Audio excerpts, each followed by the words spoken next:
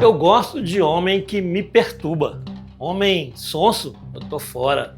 A princípio pode soar como mais uma frase ousada entre tantas postadas diariamente nas redes sociais. Mas e se esse tipo de afirmação, dita entre risos, curtidas, escondesse uma verdade sombria prestes a se materializar? O vídeo era curto, típico de TikTok, daqueles que viralizam mais pela atitude do que o próprio conteúdo. Mas depois do que aconteceu com Micaela Sagaz, 29 anos, essa mesma frase se tornou uma frase uma profecia, gravada diante de milhares de olhos. Uma espécie de carta inconsciente ao destino. Micaela, jovem empreendedora da área de estética, era carismática, bonita, cheia de presença. Suas redes sociais transbordavam autoestima e frases que misturavam empoderamento com intensidade emocional.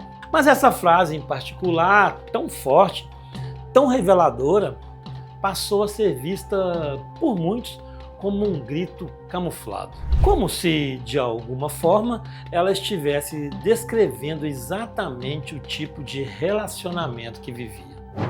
Ou pior, o tipo de homem que a fascinava e ao mesmo tempo a ameaçava. Será que Micaela não sabia com quem estava lidando ou sabia bem demais? O que nos faz repetir padrões que podem nos destruir? Porque em pleno século XXI, tantas pessoas ainda romantizam o perigo disfarçado de paixão. Prepare-se, porque essa história está só começando. Mas antes, dê aquela força pra gente, curte o vídeo, compartilhe com quem você acha que vai gostar desse conteúdo e segue o canal. Isso ajuda bastante a gente a continuar produzindo conteúdo para você.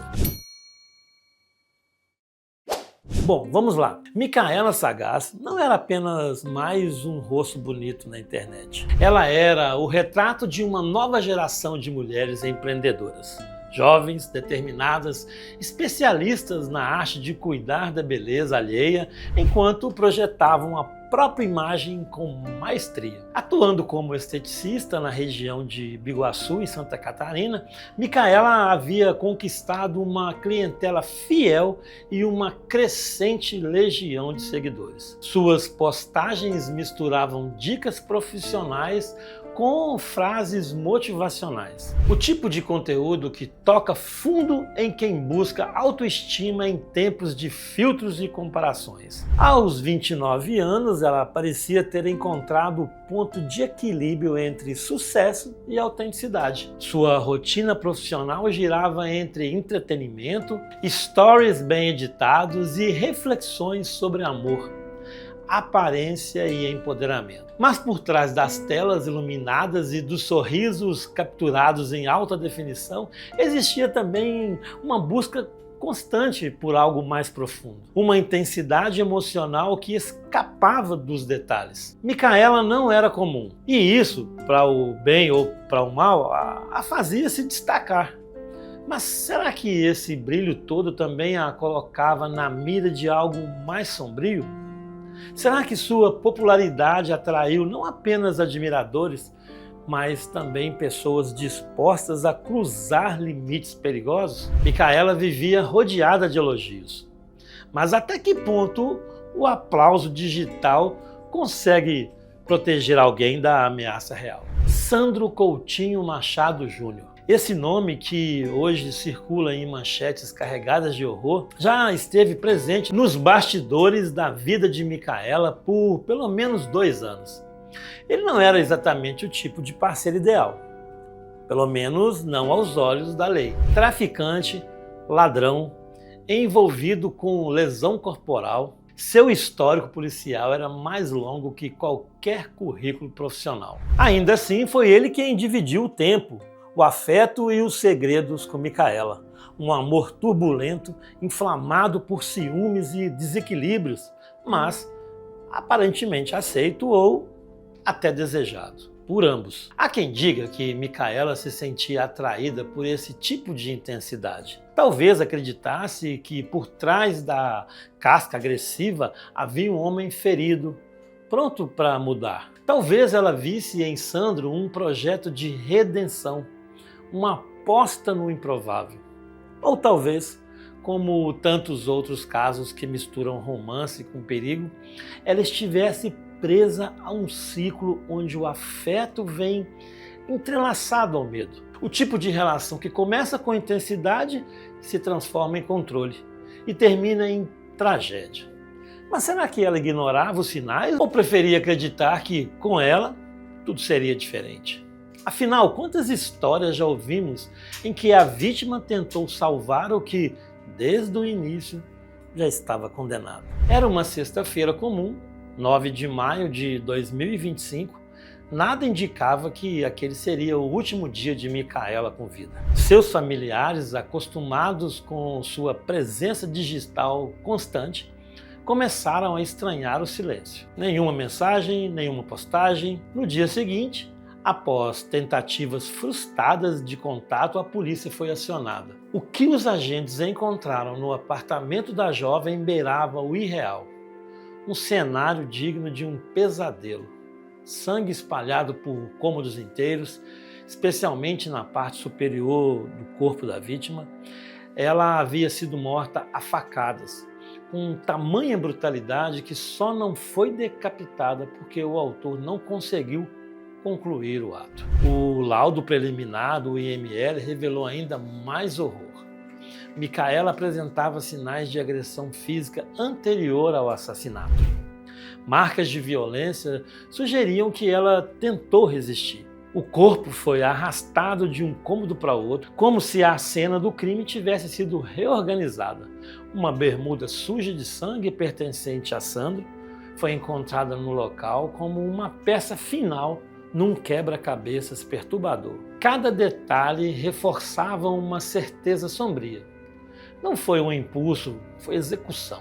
Mas a pergunta que ecoa é ainda mais perturbadora. O que exatamente aconteceu entre aquelas quatro paredes? Que tipo de discussão, de descontrole, de explosão emocional pode transformar um lar em um palco de horror absoluto? No dia seguinte ao crime, Sandro saiu do apartamento como se nada tivesse acontecido.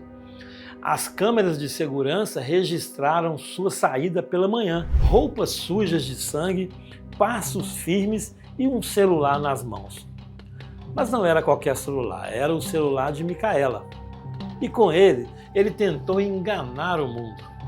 Mandou mensagens fingindo ser ela, tranquilizando a família, dizendo que já estava tudo bem. A tentativa de manipular a percepção dos outros foi fria, quase calculada. Como se, ao assumir digitalmente a identidade dela, pudesse adiar o inevitável. Enquanto familiares tentavam entender o sumiço, uma amiga de Micaela notou algo muito estranho. A ausência da jovem, o comportamento evasivo de Sandro e até um ferimento na mão dele chamaram a atenção. Essa amiga ligou para Micaela, sem sucesso, é claro, e diante da inquietação tomou uma atitude corajosa. Avisou a polícia do que estava acontecendo. Foi a partir daí que a teia começou a se desfazer. A mentira teve vida curta. O carro da vítima foi encontrado, o celular também, mas Sandro havia desaparecido. E é nesse ponto que a história ganha tons ainda mais perturbadores. O assassino sabia que o tempo estava contra ele, mas ao invés de fugir para sempre, ele preparava algo ainda mais chocante. Uma confissão pública. Um vídeo que revelaria sua versão dos fatos. Mas será que a verdade estava mesmo naquele depoimento? Ou era apenas mais uma encenação para tentar controlar o final dessa narrativa? Dias após o assassinato, Sandro reapareceu.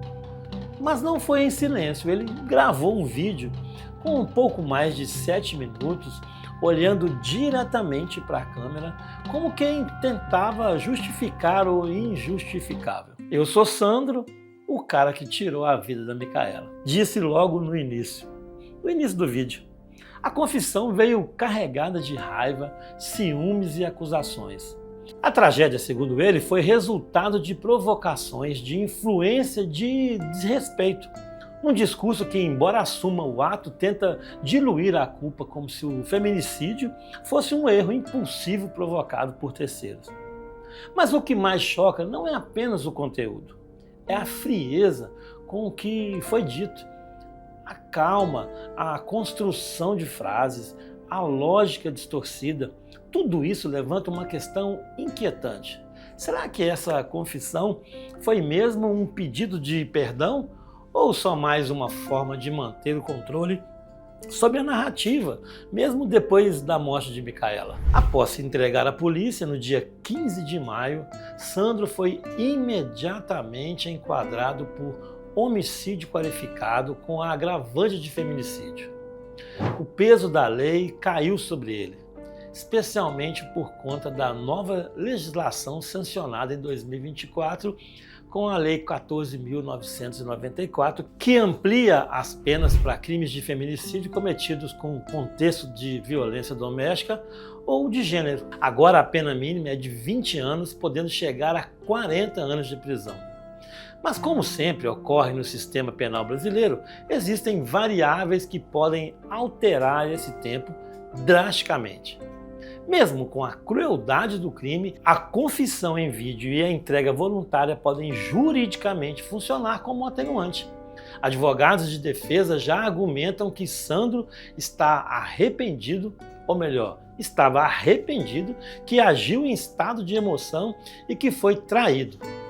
A tese é perigosa e infelizmente comum. Em muitos casos semelhantes, criminosos acabam reduzindo suas penas por colaborarem com a investigação ou por demonstrarem bom comportamento durante o processo. Existe até a possibilidade, por lei, de progressão de regime após o cumprimento de 1/3 da pena. Mas será que essa história brutal merece abrandamento? Será que a justiça conseguirá separar o remorso real da encenação calculada? E mais ainda, a lei está preparada para lidar com criminosos que usam as redes sociais como palco para distorcer seus crimes? Essas são perguntas que assombram não só os tribunais, mas toda a sociedade. Eu gosto de homem que me perturba. Essas palavras que um dia pareceram apenas provocativas ou irônicas, agora soam como um grito abafado, uma espécie de premonição trágica. Micaela pode não ter imaginado que aquela frase, dita em tom de brincadeira, acompanhada de uma risada confiante, se transformaria em um símbolo de tudo que estava por vir. Mas o que essa frase realmente revela? Um gosto pelo perigo, uma atração por homens intensos ou a normalização de relações abusivas disfarçadas de paixão arrebatadora? Em tempos onde frases como ciúmes é sinal de amor ainda circulam nas redes como romantização do controle, o caso de Micaela nos obriga a olhar com mais atenção para o que escolhemos admirar. Existe uma linha tênue entre intensidade e possessividade. E quando ela é ultrapassada, o amor vira prisão e o afeto vira ameaça. Micaela talvez tenha pensado que o amor turbulento era um sinal de envolvimento profundo, mas acabou presa em uma armadilha que ela mesma inconscientemente ajudou a reforçar. O mais assustador é perceber quantas pessoas continuam repetindo esse padrão, como se fosse um charme gostar de alguém que perturba, que impõe, que mostra quem manda. Até quando nós vamos aplaudir esses comportamentos tóxicos, esperando que o desfecho seja diferente? Quantas Micaelas ainda precisam ser silenciadas para que a gente perceba que o perigo muitas vezes já foi anunciado nas entrelinhas? A essa altura, talvez você também esteja fazendo as mesmas perguntas que muitos fizeram após o crime. Micaela errou ao se envolver com alguém tão perigoso? Ela ignorou os sinais? Ou foi apenas mais uma vítima da ilusão de que o amor pode mudar qualquer pessoa? É fácil julgar quando se olha de fora. Difícil mesmo é reconhecer que o que aconteceu com ela não é um caso isolado. É parte de uma engrenagem social que ainda mistura afeto com posse, liberdade com ciúme e desejo com dominação. Sandro se diz arrependido, Mas o arrependimento verdadeiro não apaga a frieza, a brutalidade e a tentativa de manipular a história mesmo após o crime. Ele tentou em seu vídeo convencer o mundo de que foi traído, enganado, provocado. Como se isso justificasse a violência que tirou uma vida. Como se o amor pudesse ser usado como desculpa para matar. Mas a justiça não é feita só com confissões. Ela precisa de consciência coletiva, de leis firmes e de um olhar atento para as raízes desse tipo de tragédia. E agora cabe a você refletir, se fosse o promotor desse caso, qual pena você pediria? Você acredita no arrependimento de Sandro ou acha que ele apenas tentou controlar o último capítulo dessa história? E Micaela, atraiu o próprio destino ou foi vítima de um ciclo que ainda precisa ser quebrado? Gostou do vídeo? Curta e compartilhe com quem você acha que vai gostar desse assunto e deixa nos comentários o que você acha sobre isso. Será verdade ou apenas uma ilusão contada por quem não queria ser esquecido? Até o próximo vídeo.